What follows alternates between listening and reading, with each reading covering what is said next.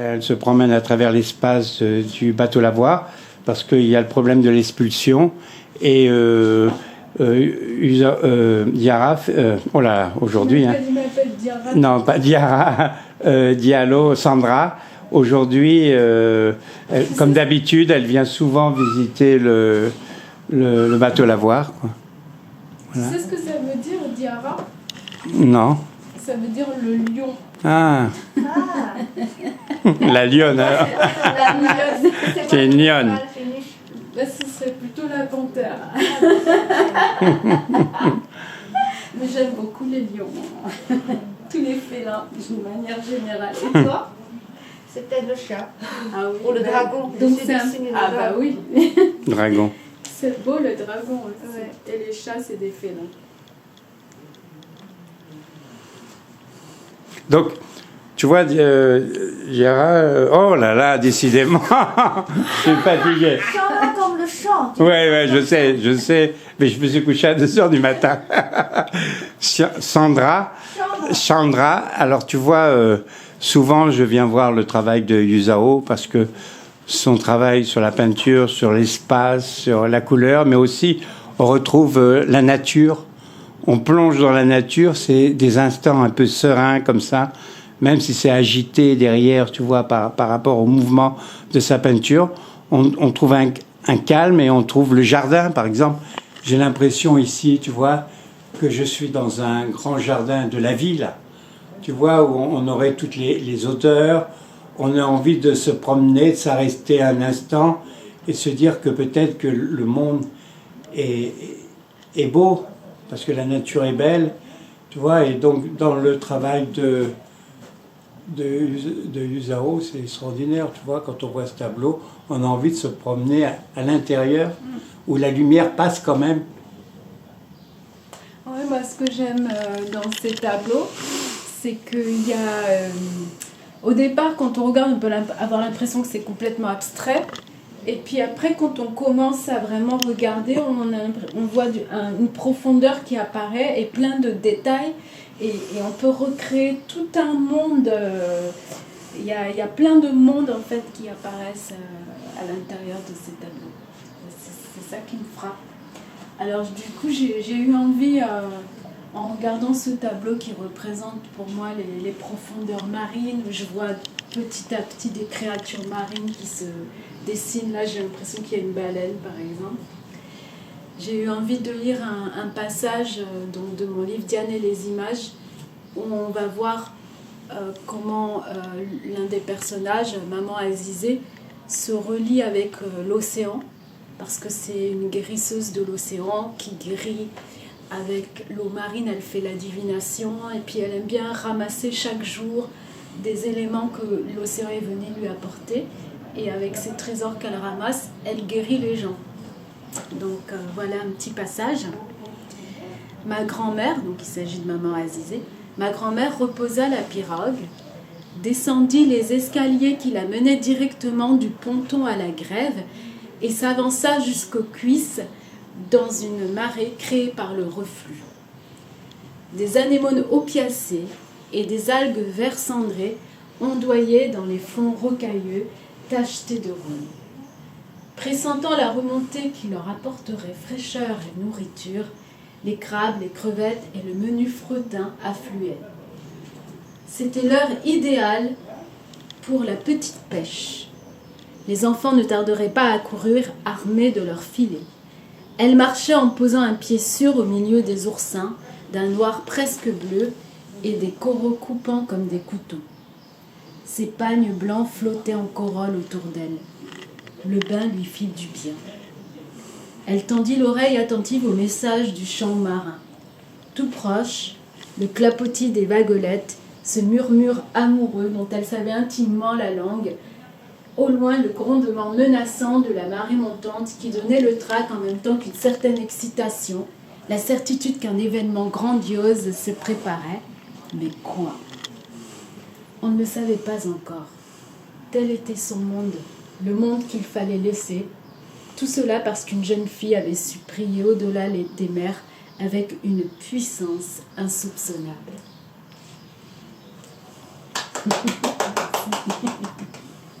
Merci beaucoup. Je pense que tu pourrais.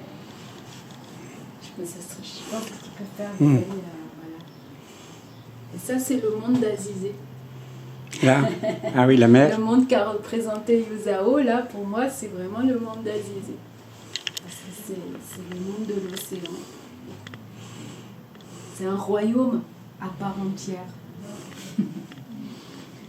D'ailleurs, pour les Indiens, en fait, tous les êtres humains viennent de l'océan. C'est le monde de notre naissance. Non ? Oui. Oui, la mer comme la mer, et aussi la forêt, la terre, aussi, la nature d'une manière générale. C'est notre grande mère. Oui. Moi, j'aime bien voir la nature vraiment comme ma maman, comme ma mère.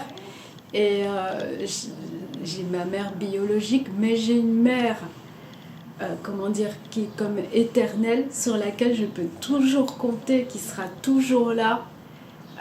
C'est la terre-mère, en fait, la nature. C'est ma grande maman. Justement, aujourd'hui, dans cette rencontre et dans ce lieu du bateau Lavoir, où on a peur qu'il y a une expulsion, mais on voit qu'il y a des grands artistes qui travaillent. Il y a Yuzao qui travaille souvent avec... Quotidiennement, oui, c'est vrai. Et souvent même, et quotidiennement, presque tous les jours d'ailleurs. Hein. Yuzao, ta peinture, toi, ça fait longtemps que tu as peint. Enfant, tu peignais là-bas en Chine ? Oui, enfant, depuis 4-5 ans, j'ai toujours aimé la peinture. Et je rêvais de devenir peintre. Et je suis contente que j'ai réalisé ce rêve en France. Mais qu'est-ce qui a déclenché ça ? Il y avait des gens dans ta famille qui peignaient ? Il y a eu quoi ? Je pense que dans ma famille, les gens ils avaient un peu de don. Mais la peinture n'était pas considérée comme un métier à part entière. C'était un loisir. C'était pas un métier sérieux. Donc c'était un chemin que j'ai parcouru pour arriver à la liberté de l'expression. Pourtant, l'histoire de la peinture de Chine, elle date depuis des siècles. Oui, c'est dans la tradition, surtout dans la tradition des lettrés. Parce que ça faisait pas partie du peuple, la peinture chinoise, non ? Si, il y a l'art populaire aussi. Il y a les deux, l'art populaire et l'art des lettrés. Mmh. Mais en fait, toi, comme on avait dit hier, tu es plus... On peut dire le mot honorique ou pas. Ta peinture, elle se rattache à la culture classique de la Chine, où tu as dépassé ce rapport, tu es beaucoup plus libre. C'est plutôt une synthèse entre la peinture chinoise et la peinture occidentale. C'est une peinture humaine, je veux dire, ça dépasse les frontières. Bien sûr, je m'inspire toujours de la peinture classique dans la technique. Et après, au niveau de l'esthétique, du concept, j'essaie d'innover, j'essaie d'apporter une touche personnelle. Tu travailles aussi sur des papiers, quoi, que tu colles. Tu as travaillé sur des papiers presque de la soie, non ? Des papiers très fins. Non, c'est un papier assez lisse, épais et lisse, assez solide. Et je peins surtout à la tempéra, donc peinture à l'œuf, une technique ancienne de l'Europe, mais que je travaille à la façon de la peinture chinoise, avec beaucoup de dégradés, avec des gestes calligraphiques. Après, je travaille sur du papier livre, par terre. Ensuite, je maroufle. Tu maroufles beaucoup, ouais.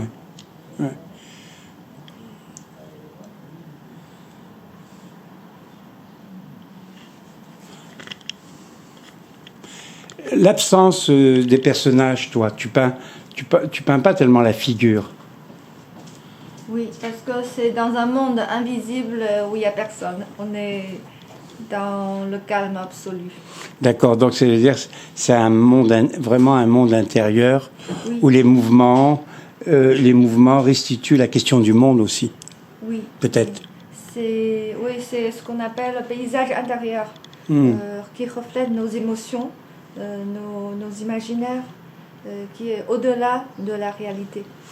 J'ai l'impression c'est presque de l'autoportrait quelque part. de ton monde intérieur. Oui, c'est peut-être autoportrait, en même temps, par cette expression, ça peut être le portrait de chacun. Oui, c'est vrai. Chacun y voit des paysages différents. Oui, c'est étonnant, même parfois pour moi, que chaque tableau a un public spécifique. Parce que tu vois, le tableau que l'on voit là-haut, Oui. que je redécouvre ici, il est extraordinaire. On voudrait bien l'avoir chez soi et se promener à l'intérieur. Ouais, ça y est, il est vendu. Ah oui. Bravo. Vendu aujourd'hui. Hier. Ah oui, et tant mieux, tu vois. Et comme quoi aussi, le bateau Lavoir permet cela, qu'il y a des rencontres entre des gens.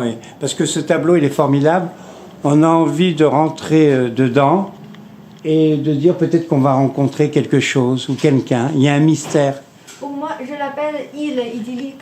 Ouais, il est très Je beau. l'ai fait l'année dernière, après les 3 mois de confinement, donc où j'étais pas à l'atelier, donc je suis retournée, c'était au mois de juin, c'était la renaissance de la nature, et je me suis inspirée de cette nouvelle dynamique naturelle pour créer ce monde paradisiaque. Et en fin de compte, si je devais acheter un tableau, j'aurais eu un coup de cœur. Tu vois, comme quoi, parfois il y a des coups de cœur pour un tableau, on ne sait pas pourquoi.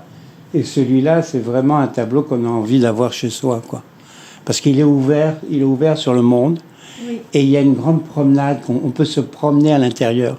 Oui, oui. Il y a, aussi dans ma peinture, Il est beau, hein. je ne reste pas sur une technique, j'essaie de chaque fois de faire des recherches, de continuer à avancer. Donc ça, c'est une de mes dernières peintures, peut-être que je vais continuer à évoluer dans ce sens. Ah oui, c'est une, si tu veux, c'est vraiment, comment ça s'appelle, c'est-à-dire on a l'approche, et comme la mer là, le bas, tu vois, c'est pareil, c'est presque de la même nature, mais bon, là c'est pas pareil parce que faut pas se noyer là, hein. Mais c'est aussi un beau travail entre le vert, la nature, le bleu, la mer. Oui, tu travailles sur la question du monde, sur la question... Oui, surtout c'est abstrait. À l'origine de la création, c'est toujours abstrait. Donc après, la nature, il y a des évocations de la nature qui viennent, mais je ne me fixe pas sur des illustrations de la nature. Oui, j'ai compris. Ce qui est représenté, c'est la dynamique de la nature, les lois naturelles, les lois des éléments, les interactions entre la terre, l'eau, le souffle, entre les blocs. Feu. Oui, le feu. Et là, il n'y a pas beaucoup de feu. Là, il y en a. Ouais, là, tu vois plutôt du feu. Pour moi, c'est Fleur des Pêchés. C'est plutôt, pareil, un petit village éloigné du monde. C'est formidable. Aussi de la rencontre des deux artistes, voilà, de Sandra. Ouais. Et de... On s'est rencontrés ici même. Oui, vous vous êtes déjà rencontrés ici et je vais sur... voilà, on va finir pour le... Là, c'est pas du direct, hein. On va finir sur vous, là, sur cet instant de partage entre la peinture et parfois l'écriture rejoint la peinture et la peinture rejoint l'écriture. Là, si je dois faire le pont avec le livre, avec Diane et les images, dans ce que Yu Zhao a dit tout à l'heure, c'est que Yu Zhao, elle peint le monde invisible, elle peint le subtil. Et c'est pour ça que ce sont des formes abstraites, parce que en fait, ce subtil, c'est un peu... Moi, je vois ça comme si c'était des atomes en mouvement et puis qui reconstituent des formes selon qui les regarde.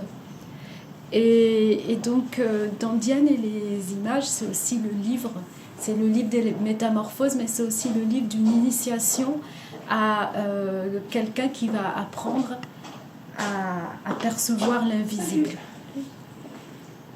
Bonjour. Donc Diane, elle va, à travers son expérience de souffrance, mais aussi de renaissance, apprendre à percevoir l'invisible et ses messages. Et l'invisible, elle va le percevoir physiquement et aussi par sa clairvoyance qui va s'activer petit à petit avec sa grand-mère qui va l'initier à ça. Donc, à certains moments, Diane, au départ, quand elle ne comprend pas ce qui lui arrive, elle est dans le noir. Et puis, elle entend des choses qui volent, elle voit des choses qui bougent comme des paillettes autour d'elle. Et ça lui fait peur, parce que par moments, ces paillettes vont constituer des monstres, à d'autres moments, des créatures. Et ça me rappelle un peu ce que tu disais tout à l'heure, c'est l'invisible.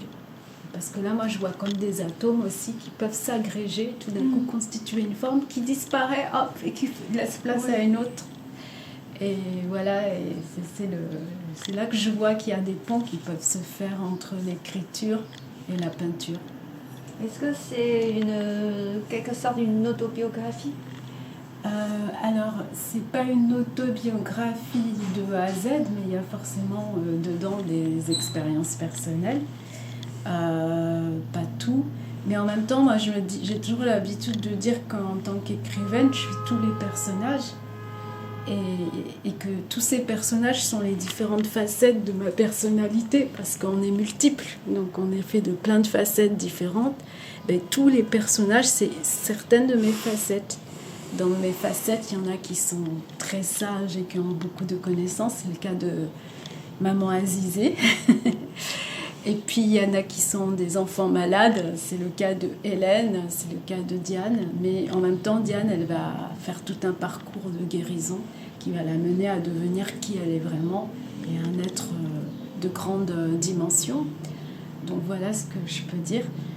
Dans ce qui est de plus autobiographique, il y a une thématique quand même que j'aborde qui est quand même une douleur familiale que nous avons traversée, qui est que ma sœur avait été victime d'inceste et c'est quelque chose qui m'a énormément traumatisée, je dirais, quand j'étais adolescente. Donc c'est pour ça que j'ai porté cette histoire pendant très longtemps, que j'ai voulu écrire dessus. Et pour moi, ce qui est important, c'est de montrer le parcours de guérison, parce que ma sœur, aujourd'hui, je suis très fière d'elle, elle a fait un véritable parcours de guérison. Et le parcours de Diane, la sœur aînée, aussi, qui avait, dans mon roman, Diane est impactée par l'expérience de sa petite sœur, et ça va être toute une traversée de laquelle elle va sortir grandie. Donc ça, c'est une des thématiques. L'autre thématique, c'est que, personnelle, c'est que moi, depuis que je suis petite, j'ai une perception synesthésique du monde. C'est-à-dire que j'ai des sens qui sont associés. L'ouïe et la vue sont associés. Donc, quand je vois des images, des couleurs, ça se met à vibrer pour moi. Je ne vois pas que la couleur. Voilà. Donc, c'est un don. Voilà. Et puis, j'entends... quand je vois des mouvements, par exemple, là, je regarde les arbres qui bougent dans le vent, j'entends un son. Le son du mouvement, enfin l'oreille et la vue sont complètement associées. Et du coup, ça fait que mon monde, il est un peu comme ce que tu disais, il n'est pas que ce qu'on voit, il y a les vibrations, il y a tout ce qui... c'est multidimensionnel. Et donc, j'ai voulu trouver une écriture qui peut rendre compte, témoigner de ce monde intérieur, finalement. C'est ce que tu disais tout à l'heure. C'est témoigner de cette perception, qui n'est pas une perception, je pense, habituelle. Voilà. Et pour ça, il faut faire un gros travail de vocabulaire, de phrases, de style. Parce que c'est difficile à rendre. Il faut que ce soit, tout va dans le même rythme. Finalement, c'est le rythme qui compte plus que le contenu, que le sujet d'un tableau, je pense. Dans ta musique, dans ton écriture, là, je viens d'entendre un bout très beau. On sent le même rythme, la même mélodie. Peut-être c'est ça qui se dégage le plus. Oui, la musique. Dans son art. Oui, la musique, le parfum. Oui, tout à fait. Ouais, voilà. Accord parfait. Ouais. Chacun a son accord, je pense. Chacun a sa vibration particulière. C'est ça.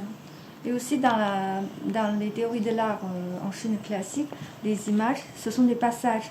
C'est entre l'invisible et le visuel, on va dire, la deux dimensions, et aussi entre le Tao, donc la voix originelle, et la culture, donc en quelque sorte la réalité.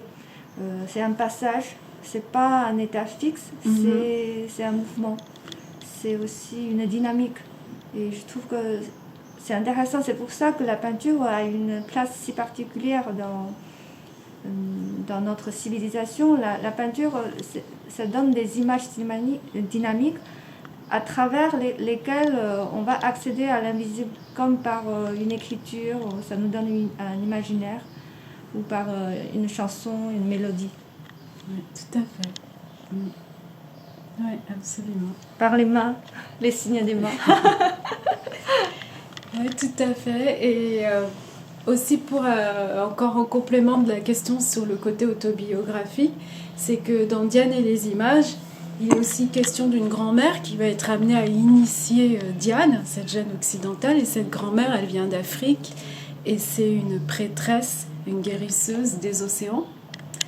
Et c'est vrai que moi, j'ai été aussi initiée en Afrique par une maman qui s'appelait Maman Angelina Agaya, et puis aussi par d'autres personnes, dont certaines qui se retrouveront, qui sont aussi en France et tout ça, à pouvoir, apprivoiser certains dons, certaines perceptions pour mieux me connaître et en faire une force. Et c'est ce qui va se passer pour Diane. Donc à ce niveau-là, c'est autobiographique aussi. Oui, voilà. Oui. C'est étonnant parce que depuis le début de cette année, je suis en train de travailler avec une maison d'édition, Mama Édition, sur un projet de jeu, c'est une sorte de jeu de cartes, un oracle de la chamane, ça s'appelle oracle de la chamane. Et c'est aussi, pour la première fois, je découvre le chamanisme. Et un peu comme ce qui est raconté dans ton histoire, c'est une initiation, c'est un chemin de guérison. Ouais, tout à fait. C'est magnifique que tu fasses cette expérience. Et Maman Azizé, c'est une chamane en fait. Sauf que dans la culture où elle est, on ne va pas appeler ça de chamane. En Afrique équatoriale, on appelle ça les Nganga, les femmes Nganga. Mais dans un vocabulaire plus général, on dira que c'est une chamane. Oui. Tout à fait. Et moi, j'ai connu cette maison d'édition grâce à une amie qui s'appelle Brigitte Pierre-Stark, et qui est française, mais elle est partie en Mongolie par une sorte d'appel. Et en fait, dans le chamanisme mongol, on ne devient pas chaman, on est né chaman. Oui. Donc, elle découvre ses dons, elle est guérie sur le champ. Elle était malade, elle avait une maladie chamane, elle est guérie sur le champ. Et là, depuis 10 ans, elle pratique le chamanisme et c'est magnifique. Donc on s'est revus depuis plusieurs années d'absence.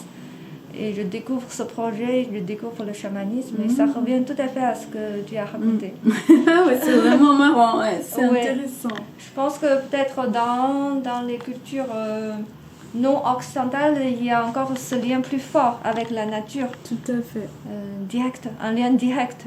Et ça ne reste pas une théorie, ça reste un vécu, quelque chose en nous-mêmes. Tout à fait, tout à fait. On est tous porteurs de ça au fond de nous.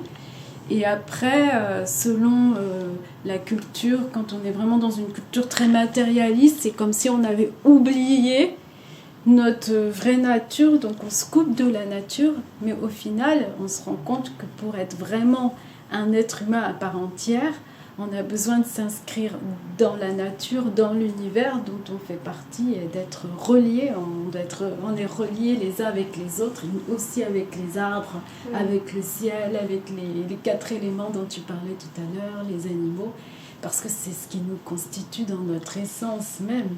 Oui. Et c'est pour ça que le personnage de Maman Azizé, quand elle arrive à Paris, bon, j'ai essayé de le traiter avec un peu d'humour, mais quand elle découvre ce monde, au départ, elle ouvre des yeux, elle écarquille des yeux, elle est très surprise parce qu'elle cherche la terre. Et qu'est-ce qu'elle voit à la place? Elle voit un revêtement de bitume. Elle cherche l'eau. Elle qui a toujours grandi auprès de l'océan. il lui faut des semaines avant de découvrir la Seine, et encore, elle comprend pas parce qu'elle s'aperçoit qu'à Paris, on a enterré certaines rivières sous les routes, et pour elle, c'est une aberration totale. Donc. Et en fait, au final, la guérison de Diane, l'une des héroïnes du livre, va venir parce qu'elle va retrouver cette connexion à la nature, à la forêt. Voilà.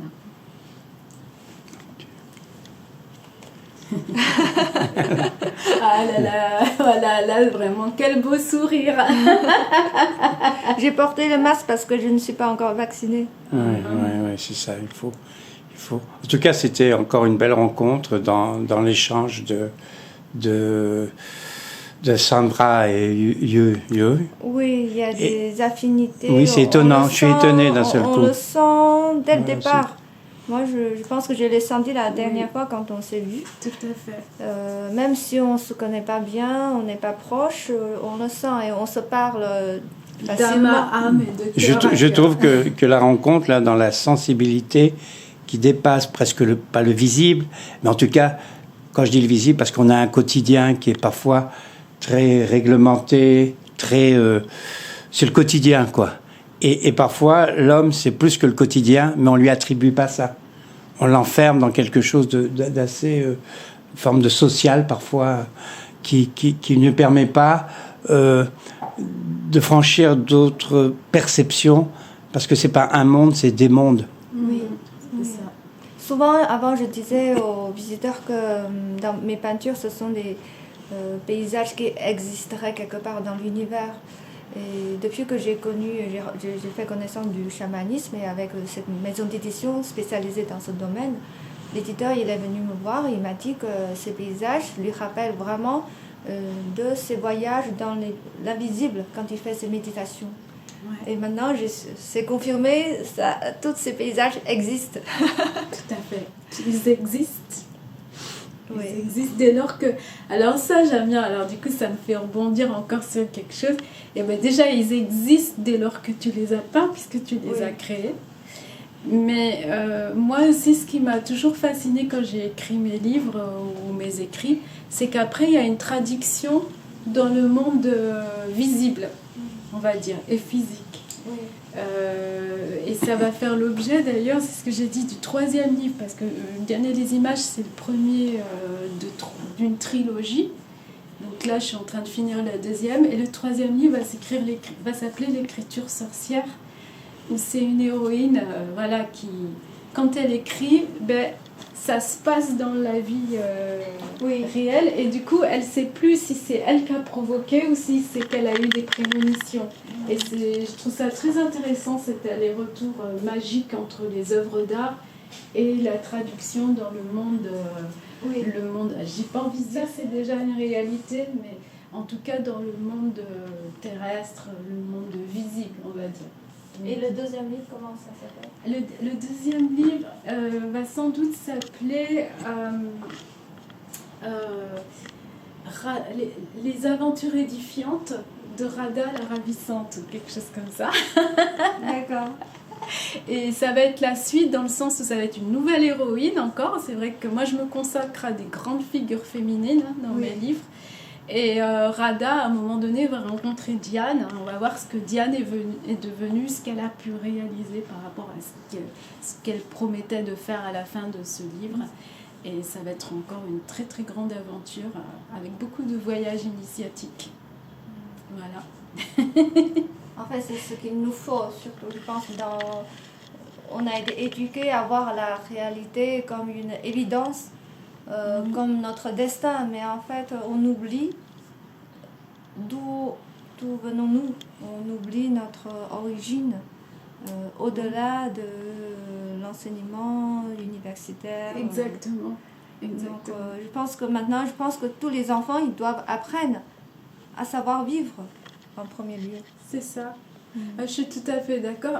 Pour moi, le véritable objectif de l'éducation, c'est pas du tout de remplir un individu avec des savoirs préconçus et comment dire.